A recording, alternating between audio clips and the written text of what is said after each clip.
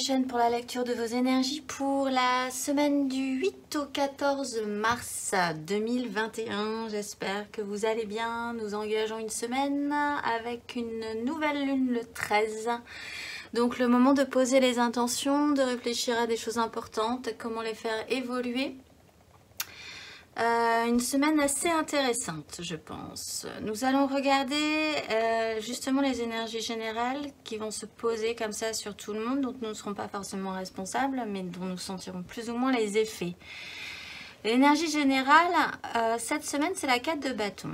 La manière dont on engage ses désirs, dont on peut faire également, la manière dont on peut faire partie d'un clan, d'une association, ça peut parler de vos propres désirs, effectivement. En tout cas, ça sera ressenti comme une ambiance générale. Donc certes, ça peut parler de vos propres désirs, mais comme ça parle dans la globalité, ça peut être vraiment dans un groupe beaucoup plus large que vous, en fait, dans lequel vous voudriez peut-être vous investir aussi.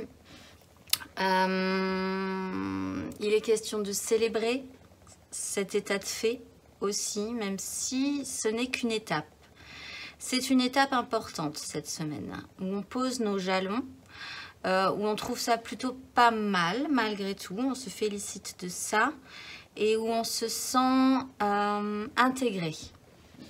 De manière sous-jacente là-dessus, nous avons la papesse, donc ça se joue vraiment en profondeur, ça se joue presque sur le domaine comme un secret en fait, quelque chose de caché, quelque chose qu'on n'a pas forcément besoin de révéler mais qui est ressenti vraiment profondément en nous.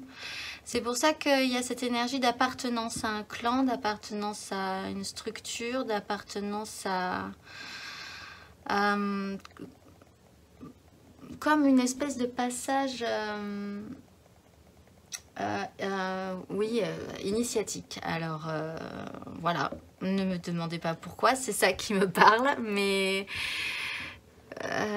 c'est ça, un passage initiatique, une acceptation vraiment intérieure, secrète, cachée, d'avoir peut-être évolué, d'avoir réussi quelque chose, de se sentir intégré dans un groupe ou dans un système, dans un clan. Et de trouver ça plutôt joli, même si ça doit rester du domaine de l'ordre initiatique, en fait. L'énergie pour tous les signes, par contre, là, c'est le jugement. C'est-à-dire que il y a un réveil, il y a peut-être une seconde chance pour certains. Il y a l'idée que si vous êtes arrivé là où vous êtes aujourd'hui, c'est qu'il y avait de bonnes raisons pour que vous soyez là aujourd'hui. Ce qui reprendrait cet engagement initiatique, ce passage en tout cas. Il y a des révélations. Il y a le retour d'une énergie vitale, d'une énergie de vie que vous aviez peut-être perdue. Et là, on vous remet debout, en fait. On vous relève, on vous prend la main, on vous sonne les trompettes et on vous dit « Allez, c'est reparti ». C'est cette énergie-là aussi. Donc, d'énergie de seconde chance, de jugement, de vie qui reprend ses droits. Et d'un retour quelque part à une certaine justice, peut-être là divine. Le conseil pour tout le monde, cette semaine, c'est la 8 de coupe.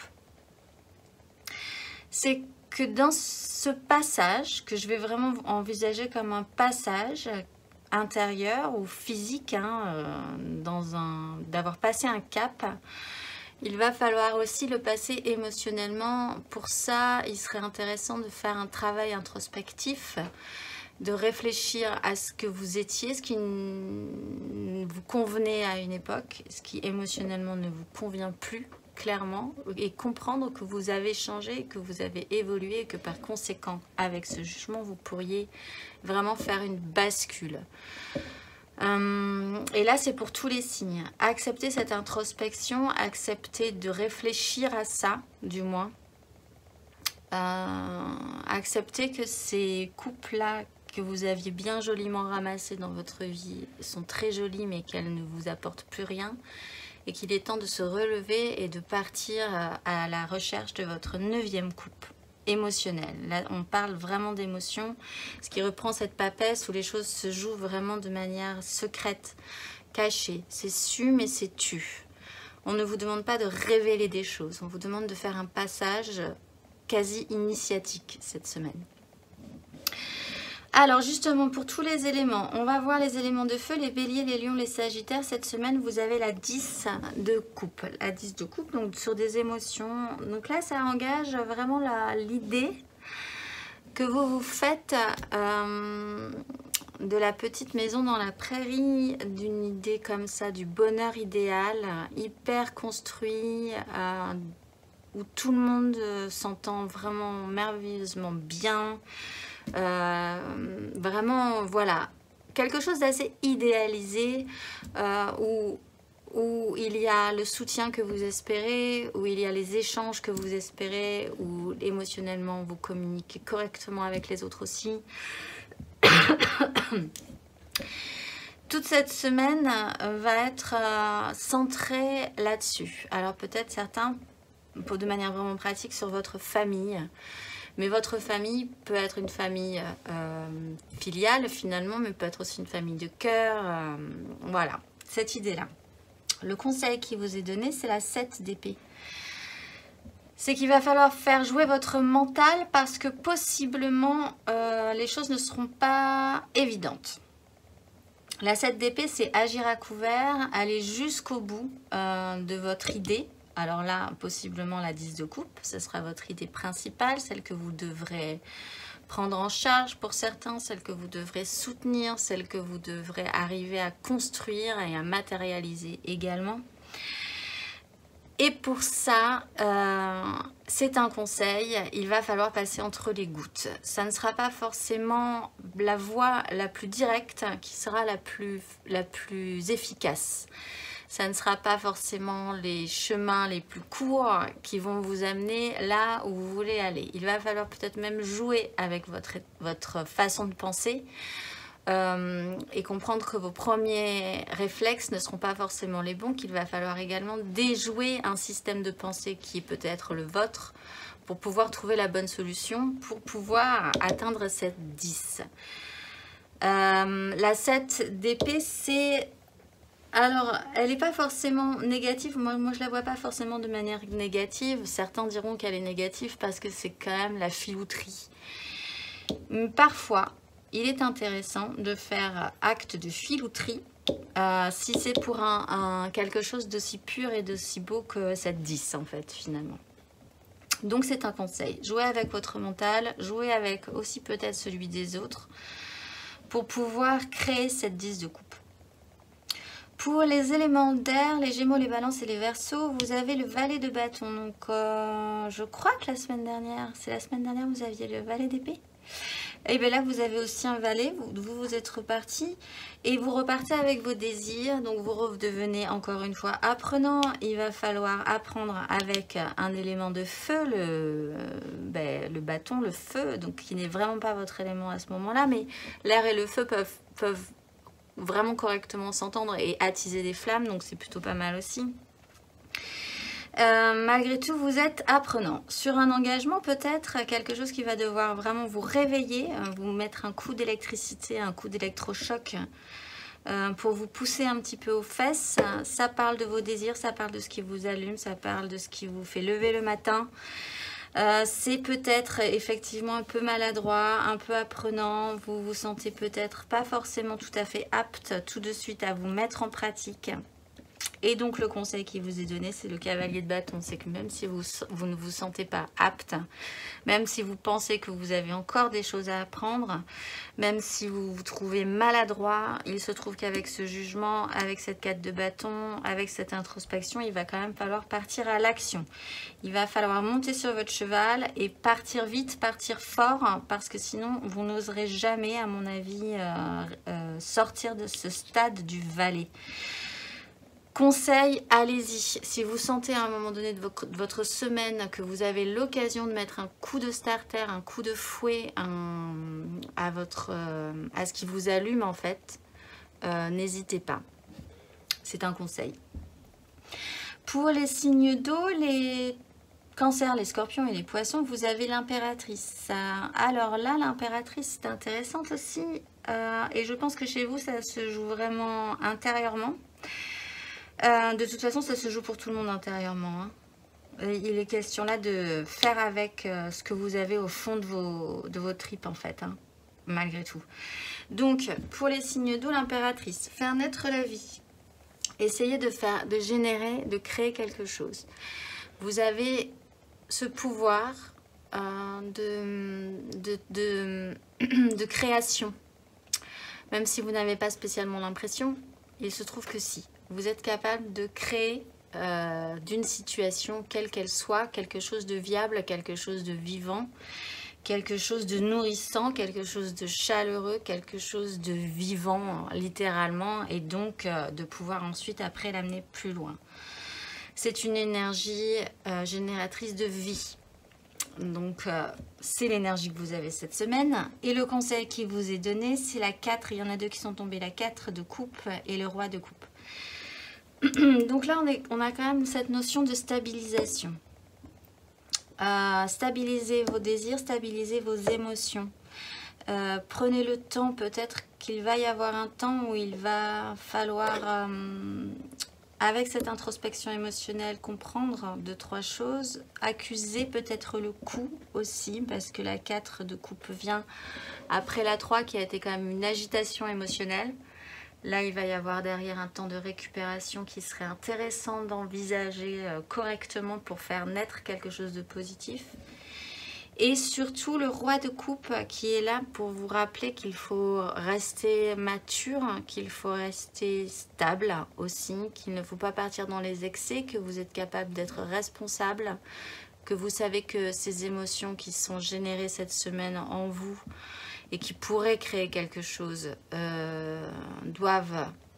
sont importantes déjà et doivent rester, disons, dans un cadre sûr, rassurant, peut-être pour les autres, peut-être pour vous, que vous êtes capable d'assumer, de prendre des réactions et d'avoir des réactions aussi correctes par rapport aux événements qui vont s'enchaîner cette semaine pour vous. De toute façon, vous avez cette énergie de l'impératrice qui est capable de générer la vie. C'est une excellente carte, malgré tout. Pour les signes de terre, vous avez, alors les signes de terre vierge, taureau, vierge, capricorne, vous avez la 6 de denier. Donc là, vous êtes dans une recherche d'échange, vous êtes vraiment aussi dans du concret. Comment faire avec les autres ? Comment avoir des rapports équitables, des échanges corrects. Peut-être que vous allez devoir aider des gens, soutenir des gens. Peut-être que des gens vont aussi vous soutenir. Il sera vraiment question là de ce que vous pourrez retirer des échanges avec les autres et de ce que vous pourriez donner vous-même, fournir dans ces échanges avec les autres et que ce soit équitable, que vous ayez cette sensation que les choses se déroulent bien, concrètement. Le conseil qui vous est donné, c'est la 10 de bâton. Alors là-dessus, il y a quand même un fardeau.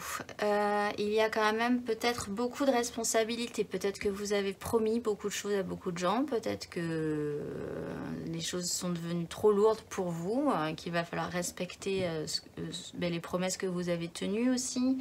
Et que ça commence à être vraiment pesant. Mais enfin, il faut quand même aller jusqu'au bout. Peut-être envisager aussi que ça a été trop à un moment donné et qu'une fois que vous aurez, disons, respecté vos engagements, réfléchissez un petit peu à la manière dont vous amassez quand même toutes ces responsabilités, tout ce que vous aviez promis, tout ce que vous avez, les échanges qui sont peut-être trop importants pour vous ou beaucoup trop de responsabilités sur le long terme.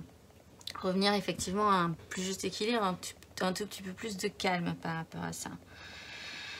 Il n'empêche, la 10 de bâton, c'est quand même de l'amener au bout, ce fardeau. Donc, il faut l'amener au bout. Et puis après, envisager de vous alléger par rapport à ça.